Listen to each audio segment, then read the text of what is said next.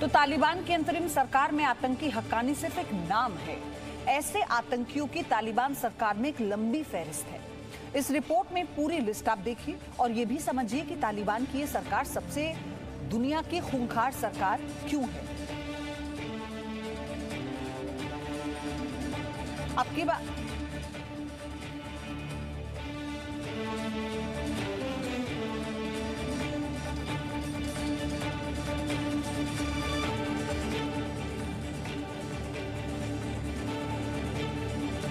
तो तालिबान पर डोवल डॉक्ट्रिन आपको हम समझाते हैं। रूस से बात, अफगानिस्तान पर चर्चा, चीन तालिबान पर बात, बीजिंग इस्लामाबाद से बेचैन। और इसी से जुड़े अब सवाल कुछ आप देखिए जो इस वक्त सबके जहन में है। यूएन की लिस्ट में नाम अफगान में आतंकी प्रधान। आईएसआई ने लिस्ट बनाई है लेकिन तालिबान ने मोहर लगाई है। काबुल में पाकिस्तान की कठपुतली सरकार है क्या? सवाल ये, आतंक कट्टरता का गठजोड़, भारत के पास इसका क्या तोड़ है?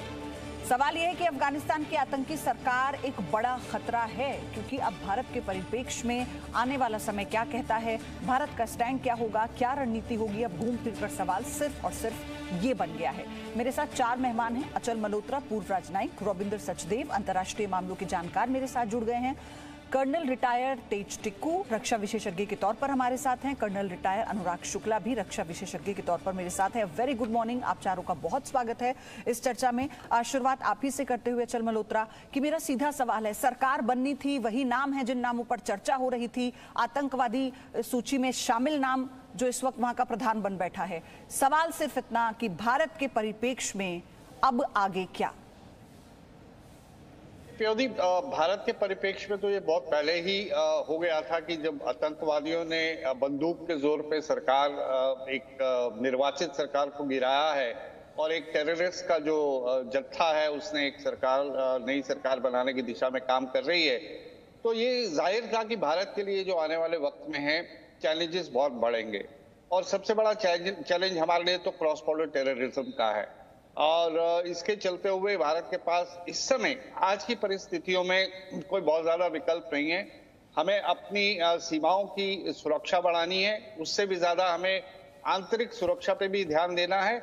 और इसके अलावा सबसे इम्पोर्टेंट बात यह है कि हमें ये निश्चित करना है कि ये जो फंडामेंटलिस्ट जो सोच है, जो तालिबान की आइडियोलॉजी है, वो किसी भी तरह से भारत के वल्नरेबल यूथ के माइंड्स में पेनिट्रेट नहीं करे। मुझे लगता है ये एक बहुत बड़ा चैलेंज रहेगा। तो भारत के लिए कल भी आतंकवाद एक खतरा था, क्रॉस बॉर्डर टेररिज्म आज भी है और आने वाले दिनों में शायद ये थोड़ा बढ़ के आएगा सामने। और मुझे लगता है कि भारत की सरकार इसके ऊपर काफी इस बात से नजरअंदाज नहीं कर रही है। पूरी तैयारियां होंगी और आने वाले वक्त में हम इसका पूरा मुकाबला करेंगे। और बाकी ये जो सरकार बनी है इसका तो हमने देख ही लिया, सभी ऑलमोस्ट इसे टेरर या टेररिस्ट सरकार का नाम दिया जाना चाहिए। कोई यूएन की लिस्ट पे है तो कोई इंडिविजुअल कंट्रीज की डेजिग्नेटेड टेरर लिस्ट के ऊपर है। किसी भी लिहाज से ये इंक्लूसिव सरकार नहीं है, सिर्फ पश्तून और इसे डोमिनेट कर रहे हैं और किसी भी पुरानी सरकार में से किसी को भी जगह नहीं दी गई है। तो साथ ही साथ ये भी क्लियर कर दिया गया है, जो स्टेटमेंट दी है अभी स्टेट जो इनके सुप्रीम लीडर के नाम पे जो रिटर्न स्टेटमेंट इशू हुई है, उससे ये क्लियरली आ रहा है सामने। एक तो एक पॉलिटिकली करेक्ट स्टेटमेंट है। पिछले 20 साल में तालिबान वाले ये बात करना सीख गए हैं कि कैसे ऐसी बात करी जाए जो इंटरनेशनल कम्युनिटी के कानों को अच्छी लगे। लेकिन हकीकत यह है कि उन्होंने हर चीज को क्वालिफाई किया और कहा है कि सब कुछ इस्लाम के शरिया इस्लाम के फ्रेमवर्क में होगा। और जो तालिबान की इंटरप्रिटेशन है शरिया की, वो पूरी दुनिया में सबसे अल्ट्रा कंजर्वेटिव और बैकवर्ड और मिडिवेबल है। तो इसको देखते हुए आप अंदाजा लगा सकते हैं कि आने वाले दिनों में अफगानिस्तान की आम जनता को क्या होने वाला है। भारत का जहां तक सवाल है, मुझे लगता है कि मान्यता तो अभी दूर दूर तक कोई सवाल पैदा नहीं होता, लेकिन कहीं ना कोई एक चैनल ऑफ कम्युनिकेशन खुला रखना चाहिए मिनिमल एंगेजमेंट के लिए, ताकि कोई ऐसी स्थिति बनती है जैसे कोई भारतीयों को बाहर निकालना है या कोई ऐसी और बात होती है तो हमारे पास कुछ बात करने का रास्ता होना चाहिए। दूसरा मेरा सुझाव ये है कि आने वाले वक्त में अगर अफगान जनता के लिए यूएन फ्रेमवर्क के अंदर कोई ह्यूमैनिटेरियन असिस्टेंस देने की बात आती है तो भारत को आगे बढ़ के इसमें आना चाहिए, क्योंकि अफगान देश के जो जनता है उनके जहन में भारतीयों की इमेज एक बहुत अच्छी है। इसके लिए तो भारत पहले से तैयार है ना। हमने अपना अभियान चलाया, एयरलिफ्ट चलाया, हमने कितने भारतीयों को हम वापस लेकर आए। हम लगातार ये भी कह रहे हैं आगे की बात शशि भाई, आगे की बात कर रहा हूँ। फिर सुरक्षा का मुद्दा कितना बड़ा है? अब तक तो सरकार बनी नहीं थी, अब सरकार बन गई है। अब हम देख रहे हैं कि आतंकवादी सरकार बनी है। महिलाओं को लेकर जो बात की जा रही थी, महिलाओं की तो कोई भागीदारी ही नहीं है। अपने तरह का कानून वहां पर दे दिया है। कर्नल तेज टिक्कू, आपके पास में आ रही हूँ, अपना तरह का कानून वहां पर बना दिया गया है। लेकिन अभी आतंक को लेकर जो जीरो टॉलरेंस भारत अपना रहा है और बाकी देशों से कह रहा है, आपको लगता है ये सरकार बनने के बाद उतना आसान होने वाला है? कितना चैलेंजिंग होगा ये हमारे लिए? देखिए, इसमें कई सारे इश्यूज हैं जो ना सिर्फ इंडिया को लेकिन पूरे विश्व को एक चैलेंजिंग सिचुएशन में डाल रहे हैं। पहली बात तो ये है कि यूएन डेजिग्नेटेड टेररिस्ट है, यूएन डेजिग्नेटेड टेररिस्ट है, मतलब रिकॉर्ड में है यूएन के, और उसको मान्यता दी गई है एज ए टेररिस्ट। अब वो अफगानिस्तान का हुक्मरान बन गया। इसी तरह से तकरीबन सभी, सिराजुद्दीन हक्कानी हो या मुल्ला उमर का बेटा हो, ये सभी जो हैं एक आतंकवादी संगठन में हैं और आतंकवादी संगठन को मान्यता दी गई है एज आतंकवादी संगठन। और उनके इंडिविजुअली भी इनके ऊपर कई सारे करोड़ों का इनाम है इनको एलिमिनेट करने के लिए। तो सबसे बड़ा चैलेंज तो उन देशों के लिए, खासकर यूनाइटेड नेशंस के लिए, कि वो अब आगे कैसे बढ़ेंगे, क्योंकि ये तो अब हुकूमत कर रहे हैं। तो पहला चैलेंज तो ये है, लेकिन वो अलग बात है। दूसरी बात जो मैं इंडिया की बात कर रहा हूँ, देखिए हमारे सामने एक बहुत बड़ा चैलेंज है। बहुत बड़ा चैलेंज इसलिए है कि आपने देखा होगा हमारे देश के अंदर ही कौन कौन से तत्व हैं, कौन कौन से संगठन हैं, कौन कौन सी एसोसिएशंस है जिन्होंने तालिबान का खैर मकदम किया, उनका वेलकम किया, उनका स्वागत किया। किसी ने तो बोला आप मेरे भाई हो, किसी ने तो बोला आपके साथ पूरी स्पिरिचुअल पावर है क्योंकि आपने कम हथियार के साथ इतने बड़े ताकत को अफगानिस्तान से भगा दिया। तो मैं मानता हूं कि लाइन ऑफ कंट्रोल और इंटरनेशनल बॉर्डर को छोड़कर हमारे देश के ऊपर बहुत बड़ा खतरा मंडरा रहा है। क्योंकि मैं मानता हूं, आप ये कोई बोले या ना बोले, मैं तो बिल्कुल साफ बोलूंगा कि हमारे देश के अंदर फिफ्थ कॉलमनिस्ट की कोई कमी नहीं है और कई सारे लोग ऐसे हैं जो तालिबान की मदद करेंगे। और मुझे लगता है हमारे देश के अंदर आंतरिक सुरक्षा को बहुत बड़ा खतरा है।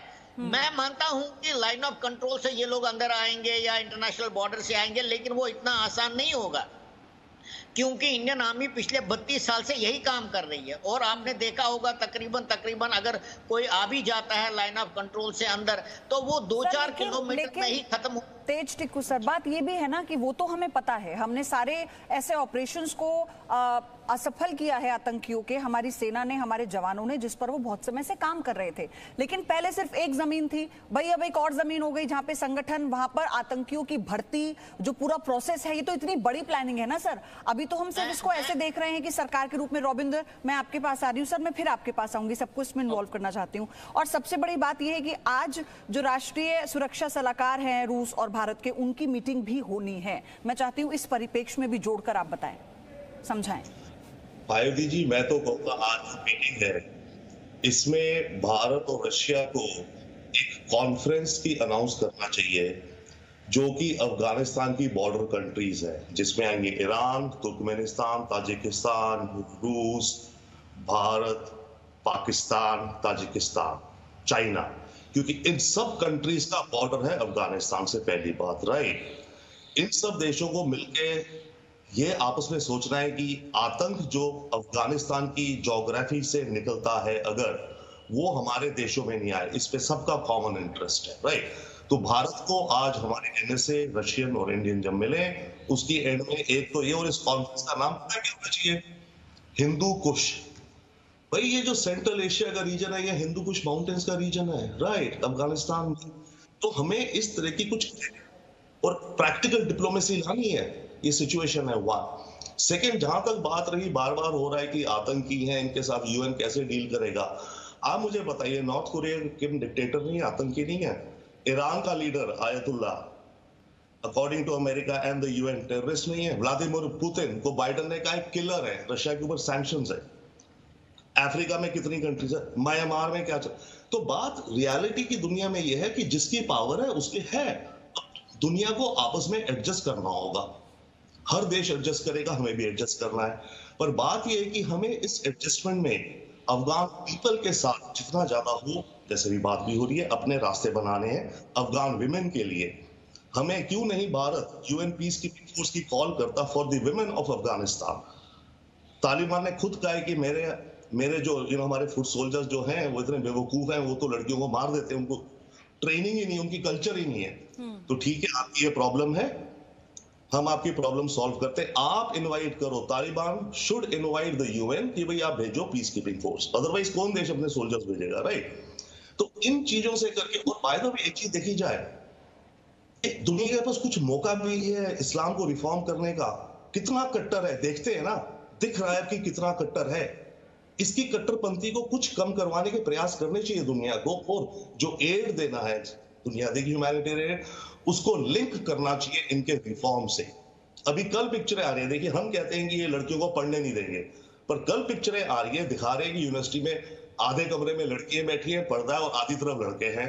ओके, कुछ तो है। अगर अब इसको कैसे और इम्प्रूव करा जाए, तो एक एक चीज इस तरह की देख करके इम्प्रूवमेंट का प्रयास तो करना पड़ेगा दुनिया में। हम मतलब छोड़ नहीं सकते इस माहौल को। इंटरनल सिक्योरिटी के हमारे इतने चैलेंजेस हैं। मैं ये समझ पा रही हूँ ना रॉबिंदर, हम डे 1 से इस पे चर्चा करते हैं रोज, जो भी इम्प्रूवमेंट हो रहा है आप रोज जुड़ रहे हैं, हमने उस इम्प्रूवमेंट को भी देखा है, समझा है नजदीक से। लेकिन आप सोचिए ना, वो दिन जिस वक्त तालिबान ने अफगानिस्तान पे कब्जा किया था, आज वो दिन कि वहां सरकार बन गई है। अब ये सवाल उठ रहा है कौन मान्यता देता है कौन नहीं देता। तो इसकी तो परवाह ही नहीं की ना तालिबान ने, उसने अपनी सरकार भी बना ली, यूएन लिस्टेड आतंकी को वहां का प्रधान भी बना दिया, अनुराग शुक्ला। लेकिन क्या ये इतना आसान होगा? क्या इसको मैं ऐसे भी अगर पूछूं कि तालिबान अपना दबदबा, अपना वर्चस्व दिखाने की कोशिश कर रहा है सभी देशों को, चाहे भारत हो या फिर अमेरिका, यूएन। बिल्कुल सही कह रही हैं आप। तालिबान का एक एजेंडा है और उन्होंने अपने आप को प्रूव किया है, और उनका साथ देने के लिए कोई और नहीं, उनका संबंधी यानी पाकिस्तान है। अगर आपने देखा होगा थोड़े दिन पहले पाकिस्तान आईएसजी फैज़ हमीद खुद आए थे, और जब पंजशेर के ऊपर अटैक चल रहा था, उनके रेसिस्टेंट को दबाने के लिए इन्होंने डायरेक्ट इंटरफेरेंस किया था, जिसका परिणाम अफगानिस्तान के काबुल के शहरों में आज विरोध के रूप में देखा जा रहा है। और ये सरकार जो है ये सीधे सीधे पाकिस्तान के द्वारा इस्टेब्लिश की गई एक कठपुतली सरकार है। अब पाकिस्तान ने इस्टेब्लिश तो कर दिया है, बट चलाने के लिए, एक देश चलाने के लिए सबसे ज़्यादा ज़रूरी है पैसा, और पैसा पाकिस्तान के पास भी नहीं है और अफगानिस्तान के पास भी नहीं है। तो अब वो लोग क्या कर रहे हैं, एक अच्छी स्टेटमेंट दे रहे हैं, अपनी इमेज सुधारने की कोशिश कर रहे हैं, जिसके जरिए वो इंटरनेशनल कम्युनिटी को समझाना चाहते हैं कि हम एक थोड़े से मॉडरेट हो गए हैं और हमें एक्सेप्ट कर लीजिए, जो कि ऐसा नहीं है। दूसरी चीज़ ये है कि भारत के लिए एक बहुत बड़ा खतरा है, क्योंकि भारत ऑलरेडी 2 फ्रंट पे अपने आप को बचा रहा है, एक तरफ चाइना, एक तरफ पाकिस्तान, और उनके लिए एक एक्सटेंडेड फ्रंट खड़ा हो गया जिसे हम अफगानिस्तान कहते हैं। और इसमें भी अब हमें सतर्क रहना पड़ेगा, और हमारा एक तरफ से तीसरा फ्रंट तैयार है, जहां पे हम लोगों को मिलिट्री और as well as political struggle शुरू हो गया है हमारा। भारत का राजनीति ये रही है कि वे वेट एंड वॉच टेक्निक अपनाए हुए हैं, और वो लोग देख रहे हैं कि ऐसे कैसे अभी जिस तरह से डेवलपमेंट होगा उस तरह से रिएक्शन करेंगे। CIA chief bill burn India में आए हैं, उन्होंने डिस्कशन किया है हमारे NSA अजीत डोवल साहब से, और इसके बाद आज जैसा आपको पता है रशियन NSA खुद आए हुए हैं निकोल, और उनके साथ आज डिस्कशन है। तो एक बहुत चर्चा का विषय है, और एक इंटरनेशनल कम्युनिटी काफी ज्यादा चिंतित है, रूस का स्टैंड वो पहले से ह्यूमन राइट क्लियर कर क्राइसिस चुका है। और एक जो रेफ्यूजी क्राइसिस जो मीटिंग होगी ये बहुत इंपॉर्टेंट होगी। और आपने जैसा कहा कि चैलेंज यहाँ से शुरू हुआ है, हम ये नहीं कह सकते कि हमारा चैलेंज यहाँ पर खत्म हुआ है, चैलेंज यहाँ पर शुरू भी हुआ है। हम उस पर क्या स्ट्रैटेजी अपनाते हैं, बाकी देशों का रुख क्या होता है, और भारत जैसे हम ये बार बार कह रहे हैं ना कि उस मोड में है कि वो सबको साथ लेकर चलने के लिए जो बार बार अपील कर रहा है, आगाह कर रहा है बाकायदा आतंकवाद को लेकर। क्या ये सब इतना आसान और इतना मुमकिन है, और इतनी जल्दी मुमकिन है, ये भी अपने आप में सवाल है। आप सभी का बहुत शुक्रिया, समय इतना ही था। मेरी कोशिश थी आप चारों से इस पूरे मुद्दे को, इस पूरी सरकार के गठन को हम समझें। एक छोटा सा ब्रेक लेंगे, लेकिन ये बड़ी खबर तालिबान से जुड़ी हुई, अफगानिस्तान से जुड़ी हुई एक अपडेट आप जी न्यूज पर देख रहे हैं। Presenting B News app, available on Google Play and App Store. Download it now.